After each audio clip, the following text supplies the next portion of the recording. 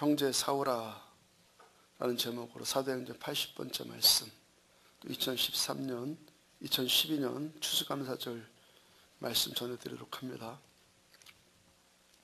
지난번 여름 휴가 때 하루는 아이들과 함께 놀이공원에 갔었습니다.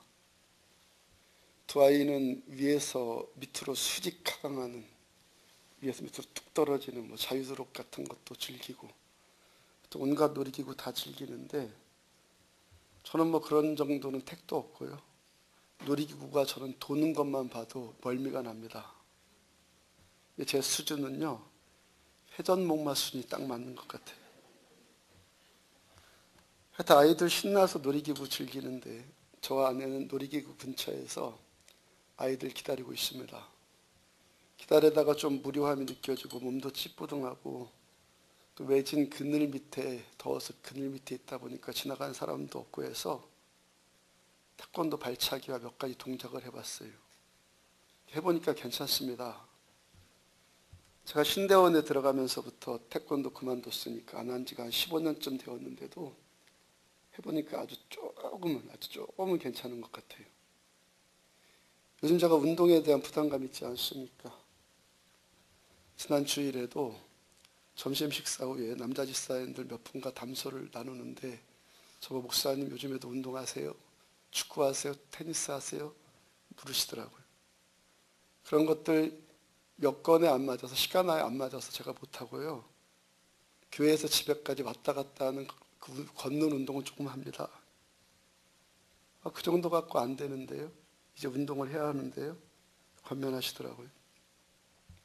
집사님들 말씀 아니더라도 저 스스로도 운동을 해야 한다는 부담감을 이미 느끼고 있습니다.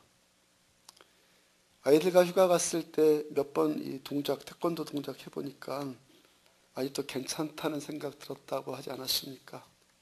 그때 들었던 생각이 있습니다. 그때 들었던 생각. 뭐든지 내가 잘하는 것을 해야겠다. 내가 잘 할 수 있는 것을 해야겠다. 내가 잘할 수 있는 것 하는 것이 최고겠구나. 그때 그 생각 들었어요. 그래서 제가 가장 잘할 수 있고 제가 그래도 좋아하는 것이 초등학교 4학년 때부터 한 20년 동안 했던 그 운동 아니겠어요? 포남동 일대에 있는 태권도장 여기저기 알아보기를 시작했어요. 도장에 전화해서. 근데 그것도 여의치 않더라고요. 도장마다 요즘에는 성인부가 없더라고요. 초등학생들과 함께 거기서 하기도 뭐하고,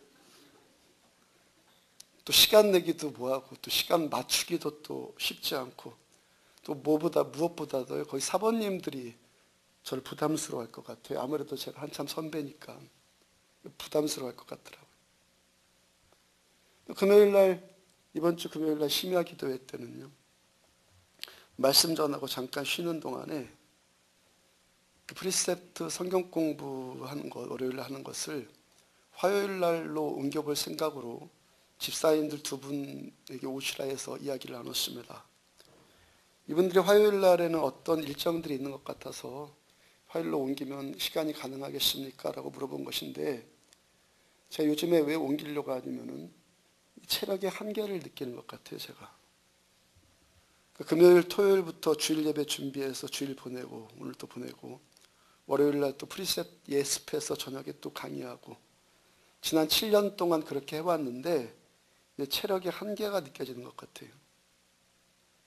최근에는 또 주일 오후에 교사 교육까지 또 추가해서 그런지 하여튼 월요일날 프리셋 강의 끝나고 나면 지난 3주 동안 경험되는 것이 몸살이 나더라고요. 몸살이. 나도 이제 월요일날은 좀 쉬어야 되겠나 보다. 화요일날로 옮겨볼 생각으로 이야기를 나눴는데, 또 올해까지는 해야 될 것 같고요. 하여튼 그 이야기 나누고 나니까 또 건강에 대한 또 생각이 또 나잖아요. 잠깐 그 생각을 하면서 심야 예배 저쪽 드리고 있는 교육관을 보니까요, 머리에 형광등이 쫙 켜지는 것이, 내가 옛날에 운동했던 태권도장 구조와 교육관 구조가 똑같아요. 태권도장 구조가 다른 게 있습니까? 네모 반듯하고 그 안에 아무것도 없는 빈 공간만 있으면 되잖아요. 교육관이 딱이더라고요. 태권도 교본 가져다가 까먹은 틈새 연습하고, 목양실에서 안 쓰는 그릇, 거울 하나 있는데 그거 갖다 놓고 또 해봐갖고 또 제가 인내심을 갖고 또 꾸준히 하는 것 같으면은 오뚜기 백 하나 그런 거 하나 갖다 놓고 또 찬양 CD 틀어놓고요. 돛 닦는 마음으로 또 운동하고 시간도 구애받지 않고 장소도 구애받지 않고 제 생각에는 하여튼 제 생각에는 딱이다 일단 생각 들었어요. 지난번에 이제 휴가 갔다 와서 그 운동에 대한 그 회상이 새서 15년 전에 쓰던 도복을 찾아봤어요.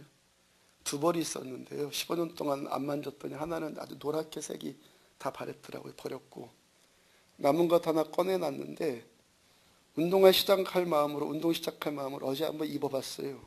한번 입어봤더니 도복 입고 또 검은 띠도 메고 아내가 화장할 때 쓰는 거울 앞에 서보니까 또 그것도 괜찮아요. 또 완전 자아도취입니다.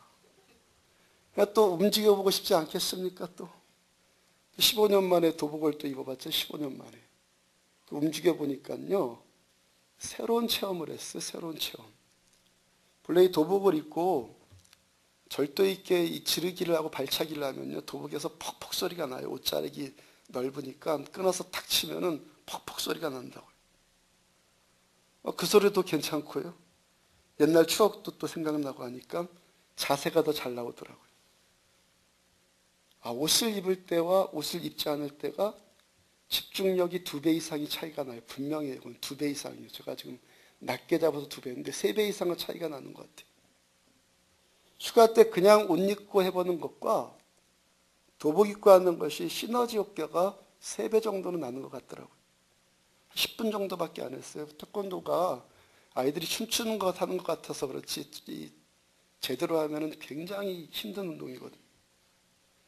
한 10분 정도밖에 안 했는데 벌써 막 숨이 차오르고요. 지금 허벅지가 뻐근해요. 10분밖에 안 했는데도. 운동이 돼요. 하여튼 도복을 입으니까 뇌가 반응해요. 뇌가. 옛날 추억이 떠오르면서요. 뇌가 그때 그 15년 전에 했을 때 열심히 했을 때 그때의 자세를 뇌가 막 요구를 해요. 그러니까 운동 집중력도 막 탁월해지죠. 옷 하나 입고 옷 하나 안 입고 하는 것이 정말 크게 차이가 난다. 이게 제가 깨달았단 말이에요. 오늘 우리가 추수감사절로 예배드리고 있어요. 감사는요. 어느 목사님이 종과 같다 그랬어요. 종. 누구를 위해 종을 울리나 하는 것 같이 종을 울려서 소리가 나야지 그게 감사라는 거예요. 감사는 뭐라는 겁니까? 표현해야 된다. 우리들 유교 문화권에 있어서 잘 표현하지를 않고 사는데요. 본래 이 기독교 신앙은요. 표현하는 종교예요. 지난번 우리 예배 세미나 때 잘 들었죠? 예배 드리면서 춤추며 예배하라, 손 들고 예배하라, 일어서서 예배하라, 박수치며 예배하라. 시편에 계속 나오잖아요. 예, 소고치며 북치며 현악과 통소로. 하여튼 기독교는요. 표현하는 종교예요. 표현하는. 사람들이 사용하는 말, 그 언어 가운데 가장 좋은 말이 어떤 말입니까? 사랑합니다. 감사합니다. 이 말 아닙니까? 잘 사는 나라들 보시라고 선진국들 봐요. 이들의 특색이 여러 가지가 있겠는데 잘 되는 나라들을 보면요. 거의 대부분이 감사의 표현에 사랑의 표현에 거의 대부분의 나라들이 후하다는 거예요.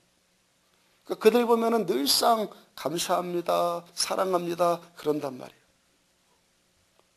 그 다음에 또 한 가지 감사는요. 수증기와 같다고 그랬어요. 수증기.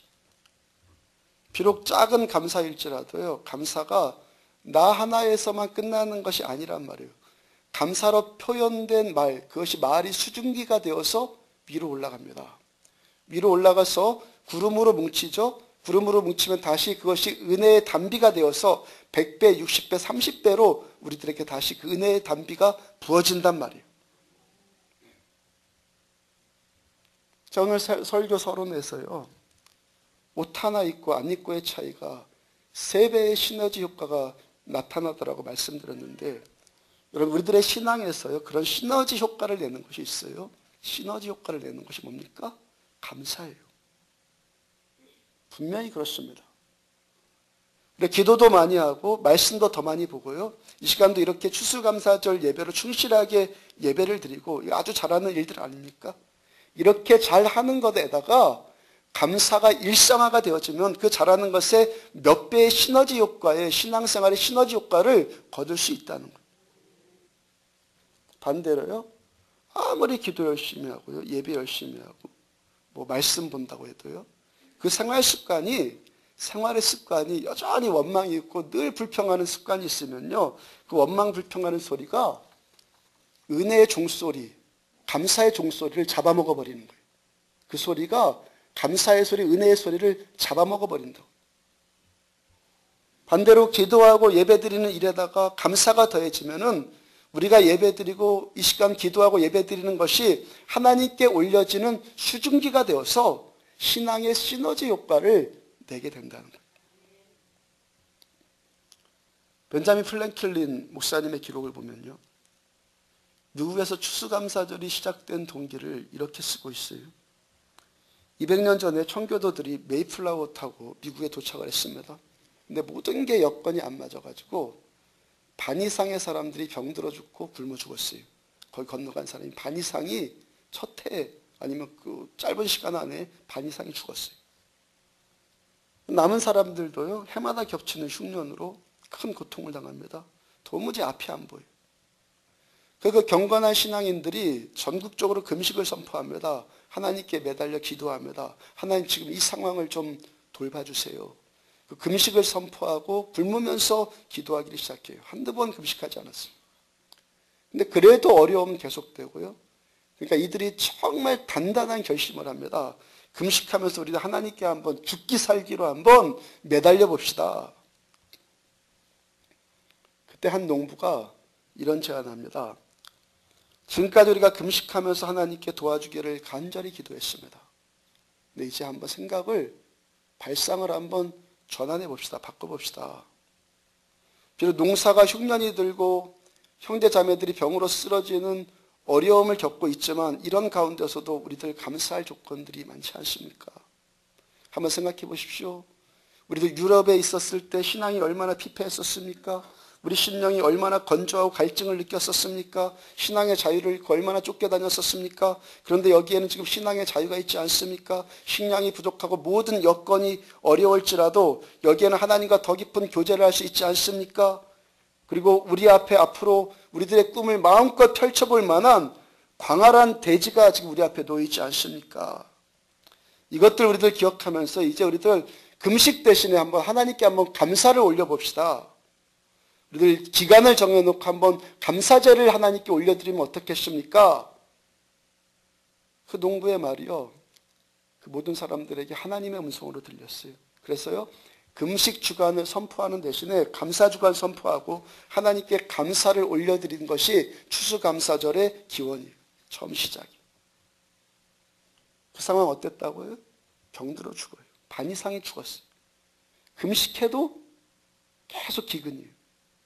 상황이 너무 고통스럽고 앞이 안 보여. 이때 그들 뭐 했다고요?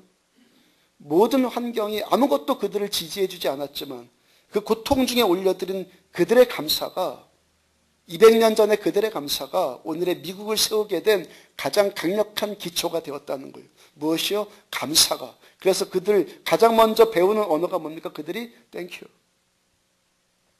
감사합니다를 가장 먼저 배워요.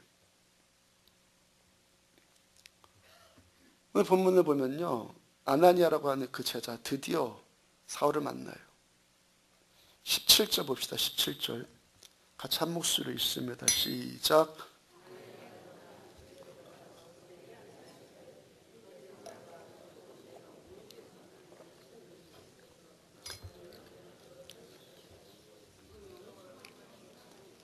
아멘. 아나니아가 사울의 머리에 손을 얹고 안수해서 기도하니까 보이지 않았던 사울의 눈이 보입니다.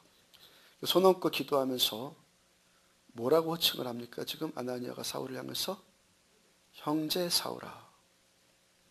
이 형제 사울아 할 때 형제라는 단어가 헬라어로 아델포스예요.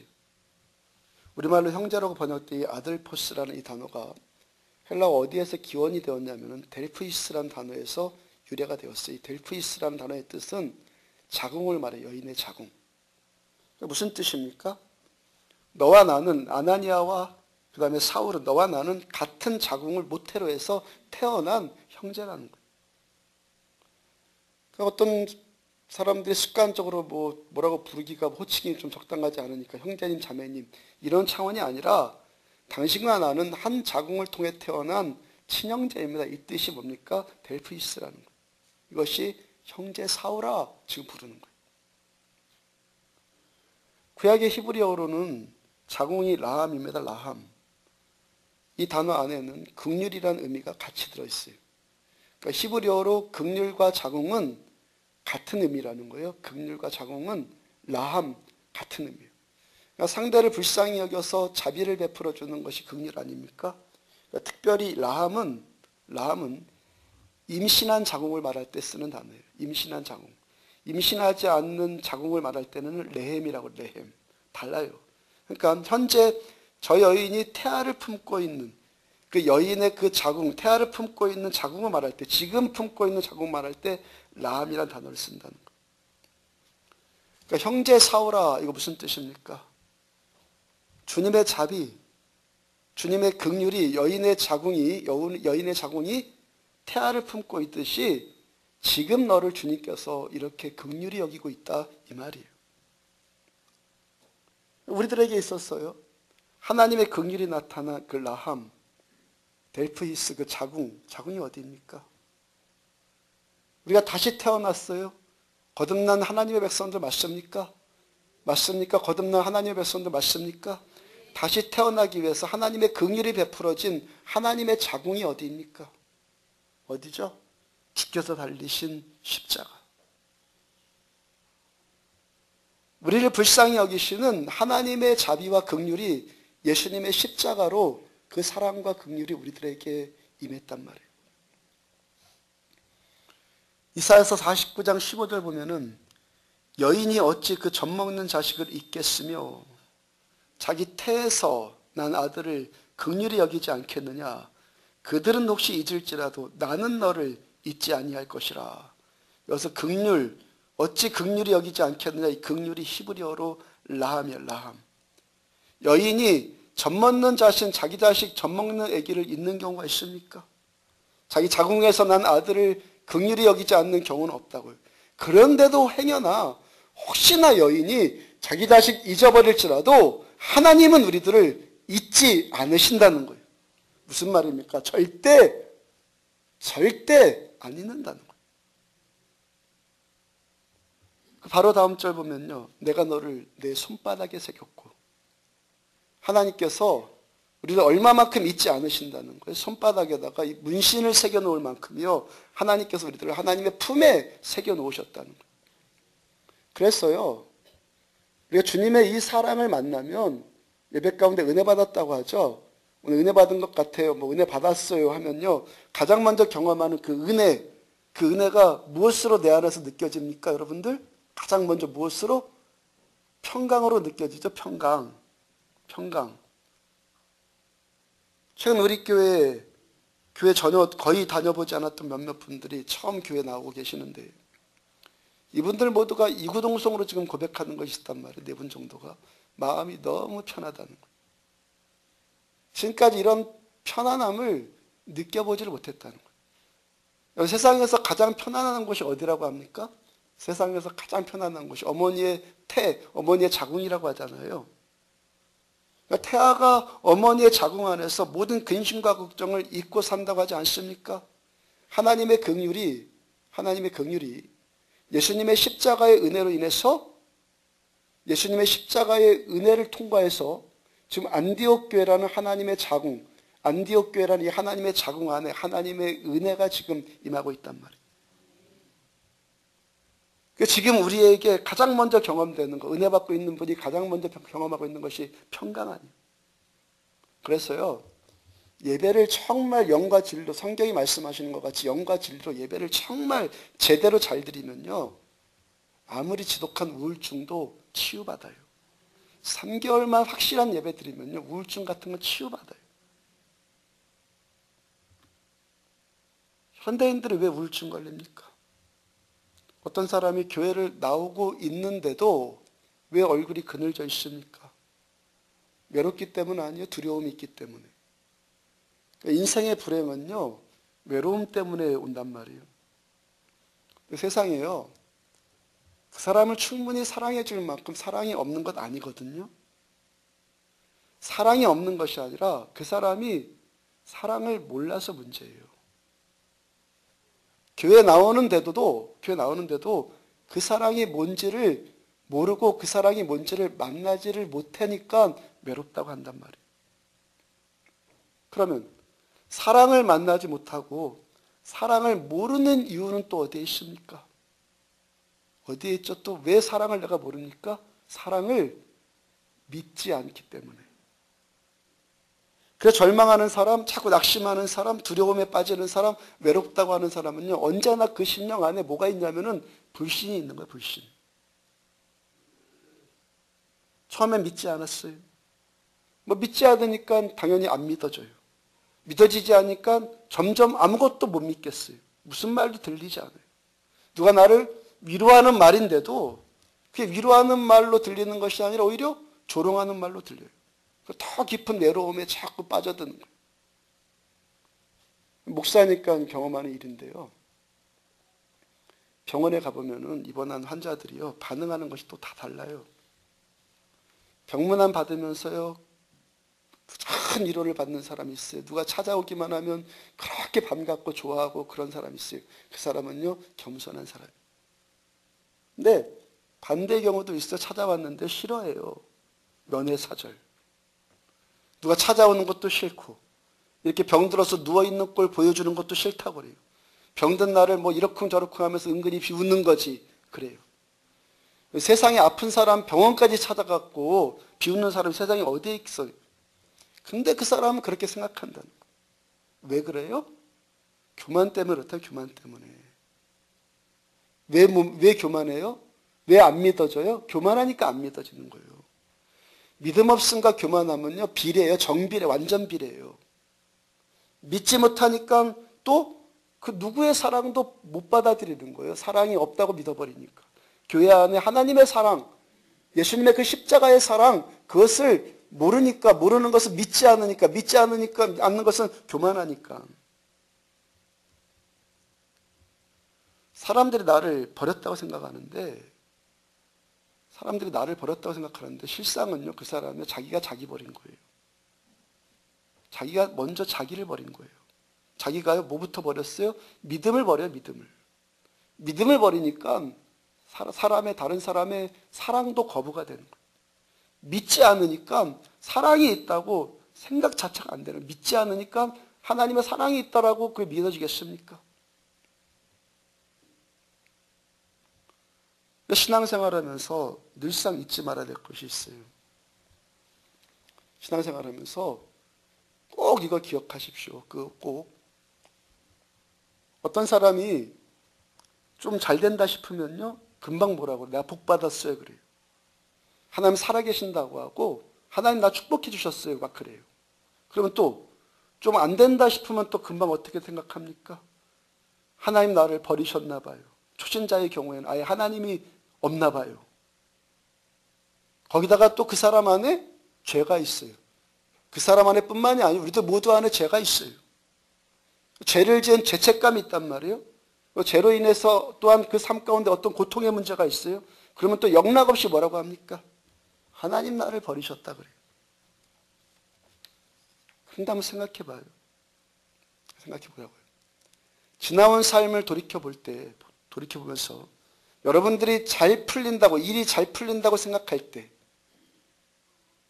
그때 여러분들이 얼마나 죄 안 짓고 거룩했었어요. 요즘 일 참 잘 풀려. 그럴 때 여러분들이 얼마나 거룩했었고 얼마나 죄 안 짓고 살았어요. 반대로 일이 왜 이렇게 안 풀리지? 그럼 평상시보다 그때 훨씬 많은 죄를 지었고 살았습니까? 아니잖아요. 정말 죄 지었을 때는 하는 일마다 안 됐고 죄 안 지었을 때는 하는 일마다 잘 되었습니까? 아니란 말이에요, 그거요. 우리가 신앙생활 하면서요, 하나님께서 나와 함께 하신다? 하나님이 나와 함께 하시지 않는다? 그런 것들이 내가 잘 된다, 안 된다, 그런 것이 하나님이 나와 함께 하신다는 기준이 아니란 말이에요. 아까 여인이 젖 먹는 자식 잊지 않는다는 그 이사야의 말씀, 바로 직전의 말씀이요. 여호와께서 나를 버리시며 주께서 나를 잊으셨다. 이스라엘 백성들이 하는 거예요. 하나님 우리를 잊으셨어요. 하나님 우리를 버리셨어요. 그러니까 젖 먹는 여인이 자식 있는 경우 있느냐, 이사야를 통해서 말씀하시는 거예요. 지금 그들이 어떤 상황이냐면은 바벨론의 포로로 끌려가서 70년 동안 모진 고통을 당해요. 남의 사람들이 쳐들어가고 나라를 강점해도 고통인데 남의 나라로 포로로 끌려가니까 얼마나 고통이겠어요. 그 고통에 짓눌려서 이들이 그 넋두리를 하는 거예요. 하나님 우리를 잊으셨나 보다. 하나님 우리를 버리셨나 보다. 또 그렇게밖에 생각할 수밖에 없는 이유가 그들이 지금껏이요, 하나님 앞에 잘한 것이 별로 없거든요. 영적으로 타락했어요. 우상 숭배합니다. 도덕적으로 죄를 짓습니다. 물론 그로 인해서 그것 때문에 하나님의 채찍이 가해지는 것도 분명한 사실이에요. 그런데 이들이 지금 잘못 생각하고 있는 것이 뭐냐라는 거예요. 그런 율법적인 관계로 그 고통의 문제를 이해를 하더라는 거예요. 율법적인 것으로. 우리가 허물이 많기 때문에, 우리가 죄를 지었기 때문에 하나님이 우리를 버리셨다. 내가 죄를 지었기 때문에 이 고통이 왔다. 하나님이 나를 버리셨기 때문에 이 고통을 보니까 하나님이 나를 버리신 것이다. 이런 생각이 든다는 거예요. 놀라운 하나님의 은혜라는 책이 있어요. 필립 얀시가 쓴. 저는 종종 잘 읽습니다. 그 책을. 지금도. 창녀한 사람이 삶이 너무 고달파서 자기 4살 먹은 딸까지 팔아먹고 인신매매하는 데다가 그 삶이 너무 고통스러워서 상담을 받아요. 그 상담해 주신 사람이 그러면 그렇게 고통스러우면은 교회라도 한번 가보지 그랬어요. 그 창녀가 하는 말이, 이건 실화예요. 그 창녀가 하는 말이, 거기에 가면 뭐예요? 더 비참해질 텐데. 그러면 그 말이요, 오늘날 많은 교회들의 그 생각을 대변하다거든요. 거기 가면 뭐예요? 거기 가면 더 비참해질 텐데. 왜 그래요? 왜 그래요? 야, 저 사람 보니까 저 죄를 얼마나 많이 지었으면 저러고 살까? 그런 눈으로 사람들이, 우리가 그런 눈으로 사람을 자꾸 본다는 것 아니에요? 저뿐만이 아니라 우리들 모두가요, 좀 경험을 통해서 지금 경험을 토대로 해갖고 좀 말씀드리는 거예요. 이제 몇 주 교회 나온 초신자분들, 저도 그랬단 말이에요. 우리들도 다 그래요. 초신자뿐만이 아니라 이제 몇 주 나온 초신자분들이 삶이 얼마나 바뀌어갖고 하나님의 평강을 지금 체험하겠어요. 교회 나오기 전과 교회 나온 후가 그들의 삶이 얼마나 거룩해져갖고 하나님이 은혜 주시는 평강을 지금 경험하고 있느냐겠냐는 거예요. 모르긴 해도요, 부부싸움 그대로 하고 있을 것이고 오늘 아침에 올 때도 아마 얼굴 붉혔을지도 모르겠어요. 교회 나오기 전에 화났던 문제 갖고 여전히 화를 내고요, 똑같이 화를 내고 있어요. 이렇단 말이에요. 그게 옳다는 거 전혀 아니에요. 우리들의 삶이 더 변화되는 것, 우리들의 삶의 목적이 돼야 되고 우리가 성숙해지는 것 자체가 축복이에요. 근데 하나님의 긍휼, 하나님의 자비, 은혜는 그런 내 생각으로 풀면 절대 안 된다는 거예요. 그런 율법적인 관점으로, 인과응보적인 관점으로 하나님의 은혜를 해석할 문제가 단 1%도 아니란 말이에요. 하나님의 마음 갖고 신앙생활 해야 돼요. 내가 내 관점 갖고 성경을 푸는 게 아니에요. 성경의 관점으로 성경을 풀어야 되는 거예요. 내 관점으로 성경을 이해하는 게 아니에요. 하나님의 관점으로 말씀을 이해하는 거예요. 지난 교회에서 어떤 성도로부터 이런 말 들은 적 있어요. 내가 저 사람 아는데, 지나온 교회요. 내가 저 사람 아는데, 저 사람 내가 어떻게 생활하고 있는지 내가 아는데, 교회 나오면 저 사람 은혜 받는다고 막 말하고요. 저 사람이 그러면 은혜 받는다고 하는데, 저 사람의 그 생활은, 삶은 도대체 뭐예요? 그러더라고요. 내가 지금 저 사람이 교회 나와서 은혜 받는 것을 어떻게 해석해야 되냐고, 하나님 가짜든지 은혜가 가짜든지 저 사람이 가짜든지 거짓말하든지 그런 건 아니에요 그러더라고요. 그 사람 받은 은혜가 진짜입니까 가짜입니까? 진짜예요. 그 손가락질하는 그 사람은 자기가 손가락질하는 그 대상이 있는 잘못한 것들 그 안에 없을 것 같아요? 제가 보니까 똑같은 사람이 그러더라고요. 똑같은 사람. 진짜예요 그 은혜 받는 것.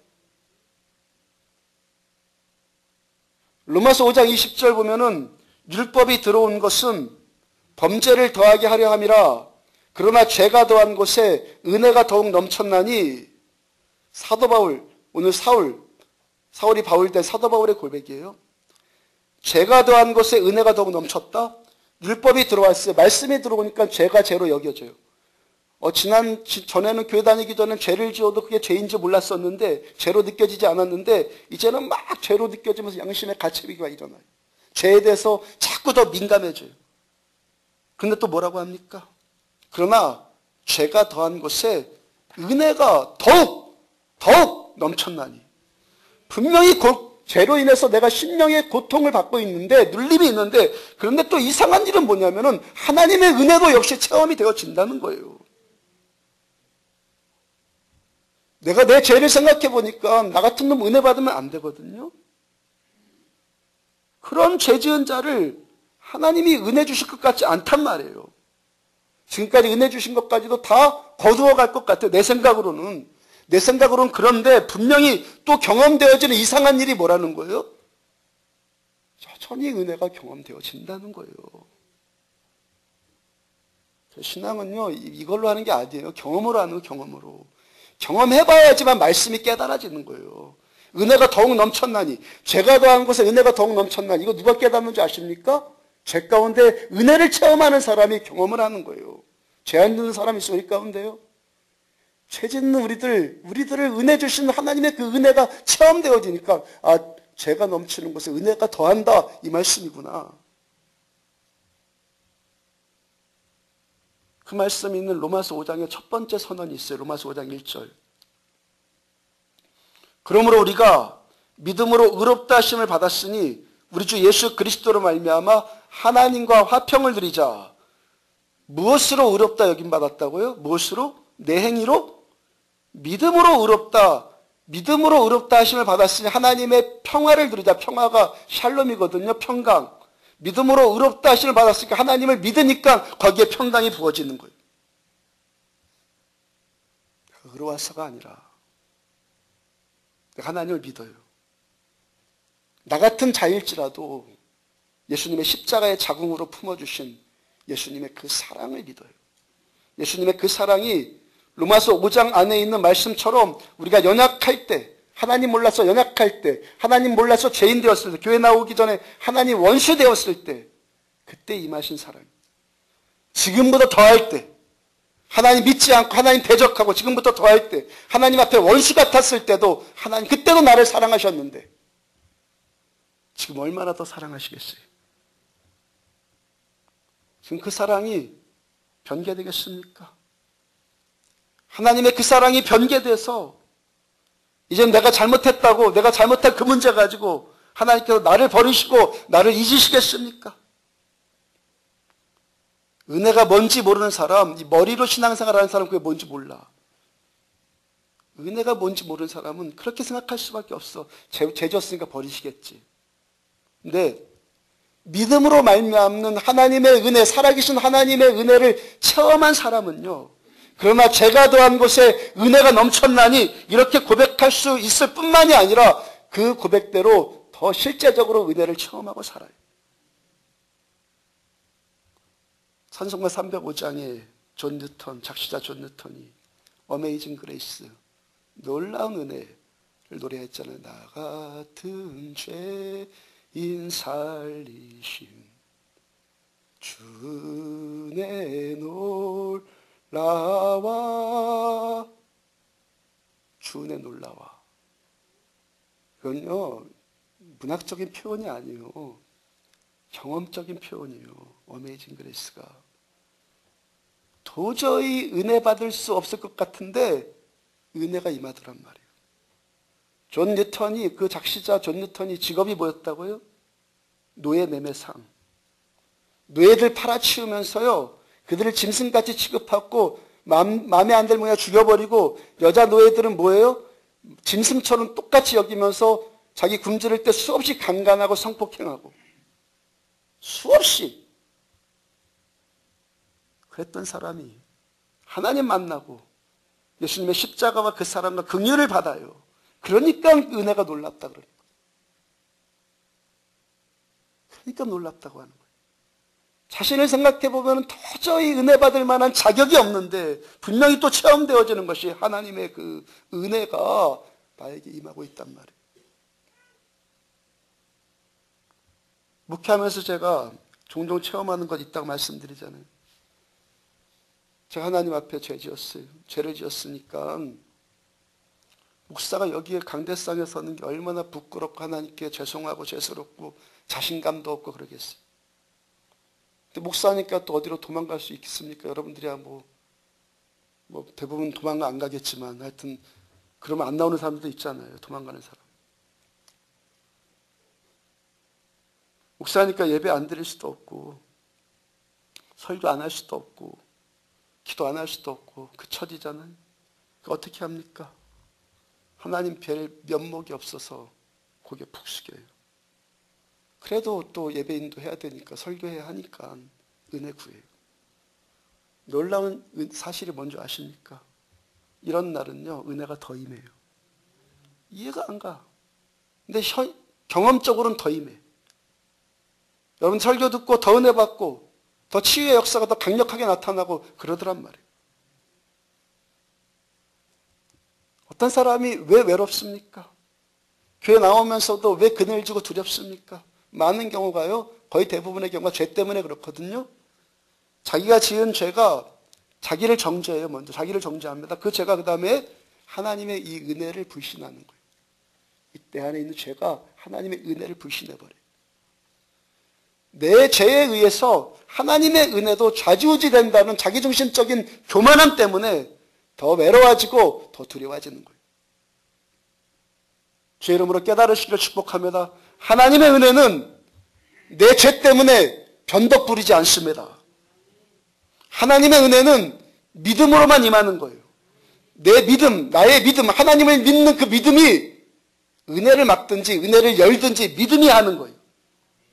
내가 죄로 인해서 곤고해져 있는 이 순간에도 하나님 나를 사랑하신다는 그 믿음, 하나님 여전히 나를 긍휼히 여기신다는 그 믿음, 역시 나를 하나님이 또 회복시켜 주시기를 원하신다는 하나님의 그 성품에 대한 그 믿음이 있어요.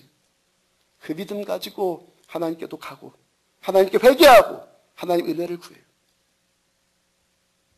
그러면 죄가 더한 곳에 은혜도 넘친다는 말씀이 무슨 뜻인지 경험으로 깨달아져요. 경험으로.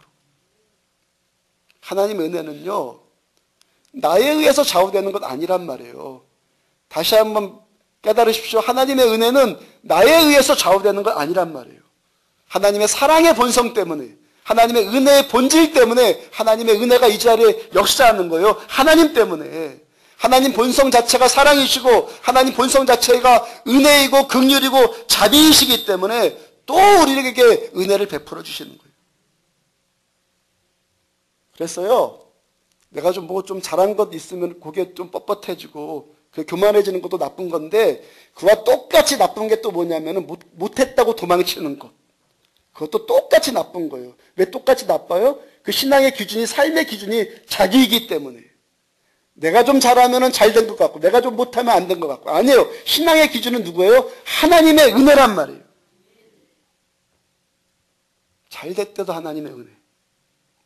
못하면 못할수록 하나님의 은혜를 더욱 구하고 그 은혜의 보좌 앞으로 담대히 나가는 거예요. 히브리서 4장 16절 보면은, 그러므로 우리는 긍휼하심을 받고 긍휼을 받고 때를 따라 돕는 은혜를 얻기 위하여 은혜의 보좌 앞에 담대히 나아갈 것이니라.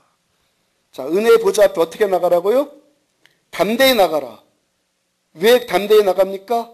긍휼하심을 받고 때를 따라 돕는 은혜를 받기 위하여 담대히 나아가라. 그러면 긍휼하심을 받고 그랬어. 어떤 사람에게 긍휼이 필요해요? 나 잘난 사람에게 긍휼이 필요합니까? 잘했다고 생각하는 사람에게 긍휼이 필요합니까?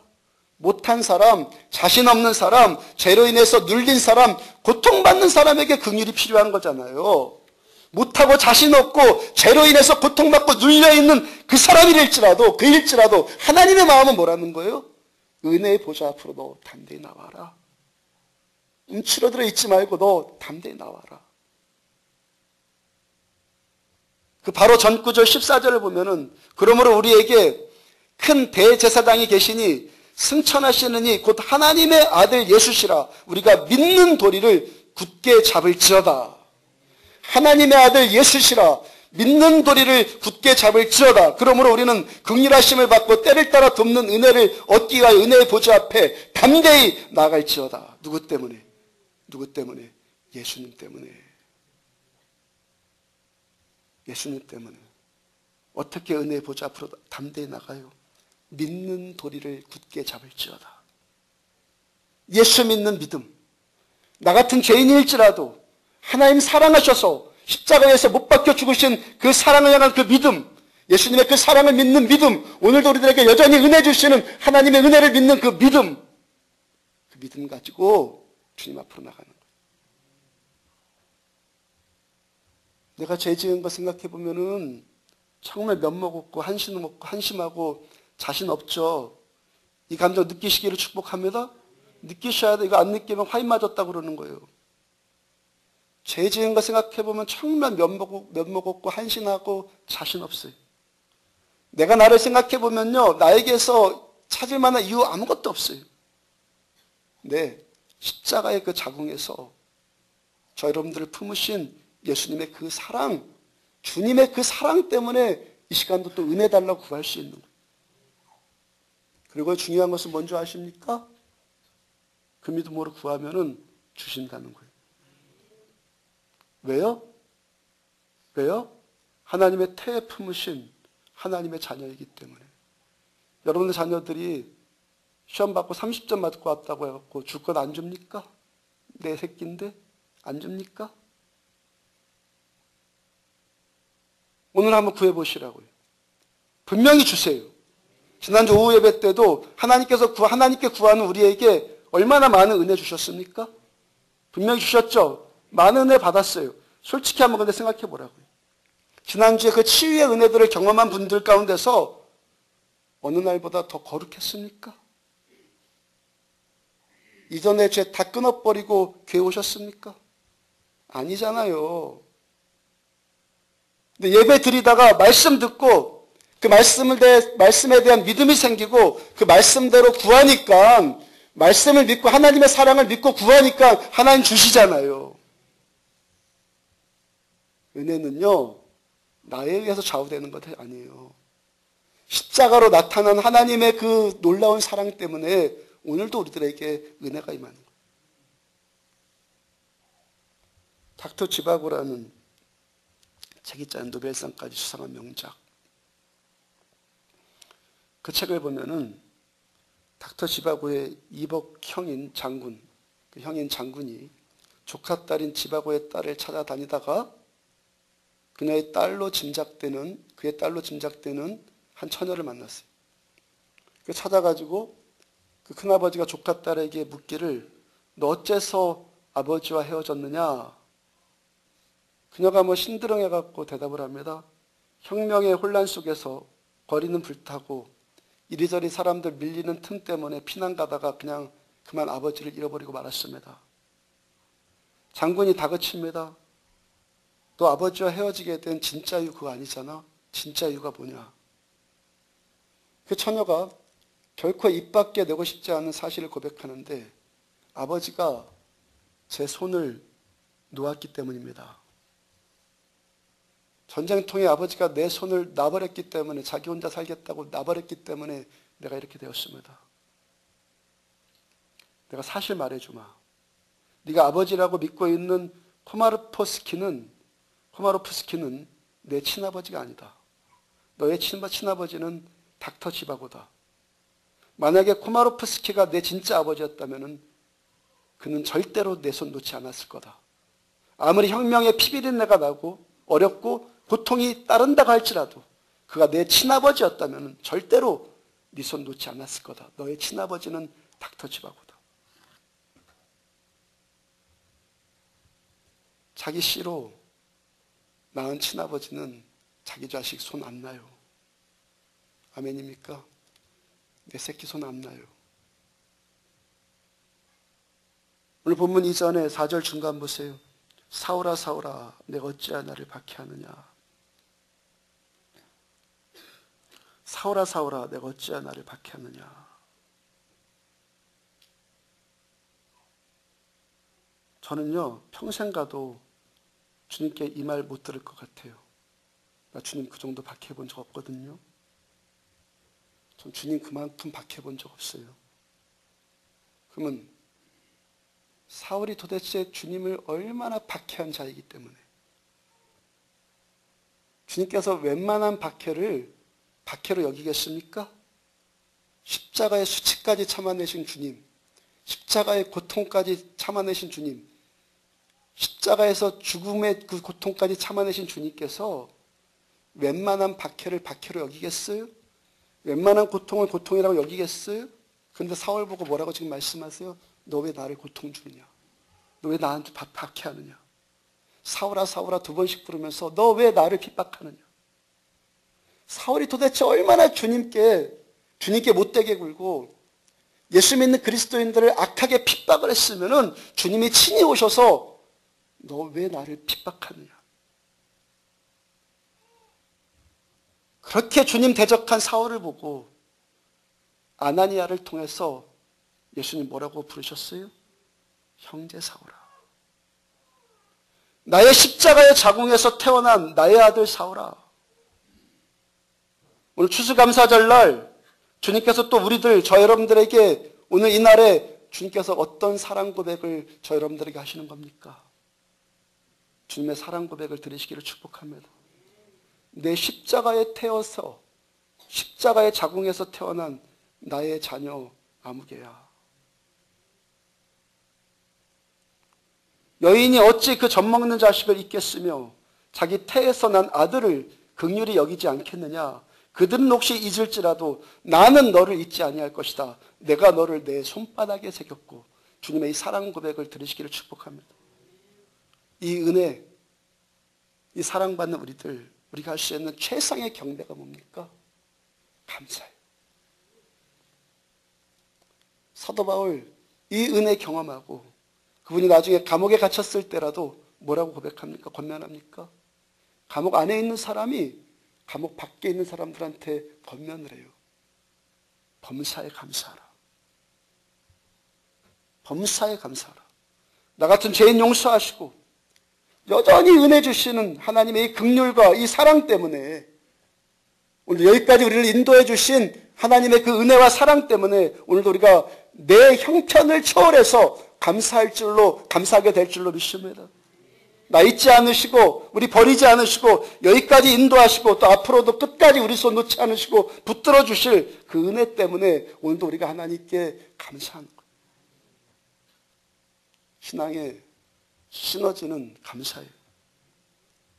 감사가 감사를 낳고 감사가 감사를 더하게 하는 하나님의 은혜와 긍휼이 감사하는 저 여러분들을 통해서 더 풍성하게 드러나지기를 주의 이름으로 축복합니다.